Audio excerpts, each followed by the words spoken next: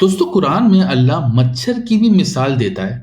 سوچنے کی بات یہ ہے کہ مچھر جیسی حقیر چیز کا اس انداز میں ذکر کافی تعجب خیز ہے۔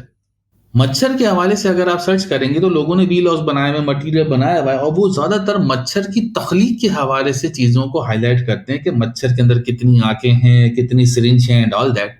لیکن مجھے مچھر کے حوالے سے ایک اور پہلو نظر آیا، اور وہ پہلو پوری کی پوری قرآن کی تعلیمات کو اپنے اندر سمیٹے ہوئے ہے۔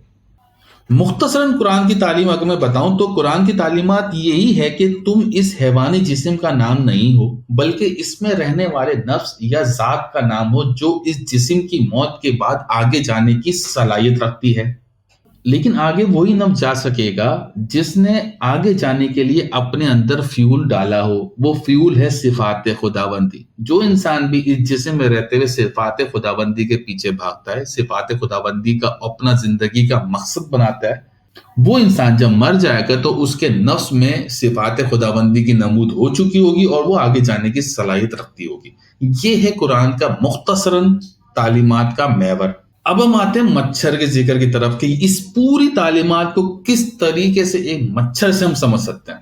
دیکھیے، مچھر اور انسان کا ایک خاص تعلق ہے، اور اس تعلق کو جوڑتا ہے ایک خاص قسم کا پیراسائٹ جس کا نام ہے پلاسموڈیم۔ یہ ایک پیراسائٹ ہوتا ہے جو کہ ملیریا کا سبب بنتا ہے۔ اگر آپ اس پیراسائٹ کی لائف سائیکل کو اسٹڈی کریں گے تو یہ پانی سے جاتا ہے مچھر کے اندر، ایک خاص قسم کی فیمیل مچھر میں جاتا ہے۔ اس کی لائف کے کچھ اسٹیجز اس فیمیل مچھر کے اندر پروسیس ہوتے ہیں۔ اس کے بعد جب یہ پروسیس مکمل ہو جاتے ہیں اس مچھر کے، پھر یہ اس کے مچھر کے منہ میں آ جاتا ہے، اور پھر وہ مچھر جس انسان کو بھی کاٹے گا تو اس انسان کے اندر یہ پیراسائٹ چلا جائے گا۔ پھر یہ پیراسائٹ انسانی جسم میں آ کے فلرش کرتا ہے، گروتھ کرتا ہے۔ اس پیراسائٹ کی لائف سائیکل میں دو ہوسٹ ہیں، ایک پرائمری ہوسٹ ہے جس کو ہم کہتے ہیں مچھر، اور ایک ہے سیکنڈری ہوسٹ جو کہ انسان کی جسم ہے۔ تو اس کا لائف سائیکل آپ دیکھیں، اس لائف سائیکل کے حساب سے مچھر کیریئر ہے۔ یہی اسلام کی تعلیمات ہیں، یہی قرآن کی تعلیمات ہے کہ تمہاری ذات کا کیریئر یہ جسم ہے۔ اس ذات کو تم نے کچھ اسٹیجز یہاں گزارنے ہیں، تمہیں اپنی صفات خداوندی کو فل کرنا ہے، اس جسم میں رہتے ہوئے اپنی ذات کی جو صفات خداوندی ہیں اس کو ڈالنا ہے اپنے اندر۔ اگر تم یہ کر گئے تو بہت آگے جانے کی صلاحیت رکھتے ہو، اور اگر نہیں کر سکے تو تم رک جاؤ گے، اور وہ رکنے کا پچھتاوا تم برداشت نہیں کر سکو گے۔ اگر آپ انسان کی تخلیق دیکھیں تو آپ دیکھیں گے کہ کتنے ملینز میں سے ایک اسپرم ایگ تک پہنچ پاتا ہے اور وہ سارے کام کر پاتا ہے، زائگوٹ بنا پاتا ہے۔ باقی تو ملینز اسپرم بھی تو تھے نا، وہ بھی تو صلاحیت رکھتے تھے، ضائع ہو گئے، ختم ہو گئے۔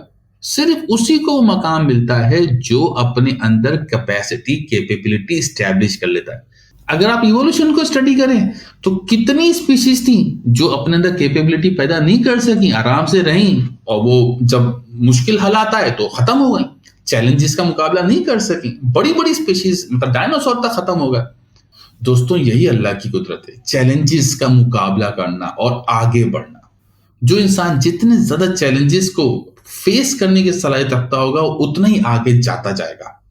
تو میں امید کرتا ہوں کہ آپ کو اس سے ایک بالکل نیا پرسپیکٹیو ملا ہوگا۔ آپ اس کو خود بھی ریسرچ کریں، اسٹڈی کریں، اور آپ کو پھر قرآن کی تعلیمات اور زیادہ اچھی طریقے سمجھ میں آئیں گی۔ تو دوستوں، اگر یہ ویلاگ پسند آیا ہے تو اس کو شیئر کریں اپنے دوستوں کے ساتھ، اور اس ایفرٹ کو پسند کرتے ہیں تو چینل کو سبسکرائب کریں۔ شکریہ۔